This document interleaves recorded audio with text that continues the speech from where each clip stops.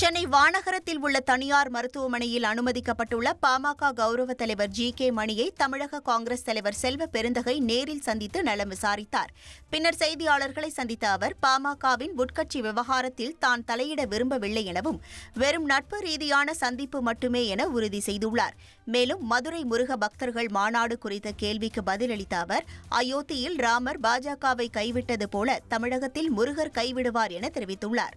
தமிழ் பாதுகாப்பு இயக்கத்தில் பொறுப்பாளர்கள் பணியாற்றி இருக்கோம். நீண்ட காலமாக மருத்துவர் ஐயா கூடவும் அண்ணன் கோகாமணி கூடவும் சமூக பணியில் இருக்கிறோம். இந்த சந்திப்பு என்பது முழுக்க முழுக்க அரசியலுக்கு அப்பாற்பட்டு அவர் உடல் நலம் நன்கு தேறி வர வேண்டும் என்றுதான் அவருக்கு வாழ்த்து சொல்லுங்கள். தமிழ் கடவுள் முருகனை நாங்கள் மாநாடு நடத்துகிறோம் அப்படின்னா மக்கள் ஏற்றுக்கொள்வார்களா?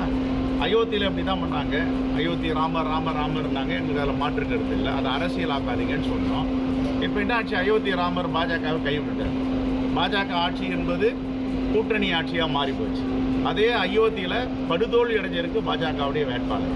சாதாரண ஒரு ஆள் அங்கே வெற்றி பெற்றிருக்காரு, ஒரு சாமானியர் வெற்றி பெற்றிருக்காரு. அப்போ ராமன் அங்கே கைவிட்டார்ல அயோத்தியில், அதே மாதிரி முருகரும் தமிழ்நாட்டில் அவங்கள கைவிட்டார். ட்ரெண்டை ஃப்ரெண்ட் ஆக்கிக்கோங்க. 2.5 கோடிக்கும் அதிகமான தந்தி டிவியின் சப்ஸ்கிரைபர்ஸ் அண்ட் ஃபாலோவர்ஸ் குடும்பத்தில் நீங்களும் இணையுங்க.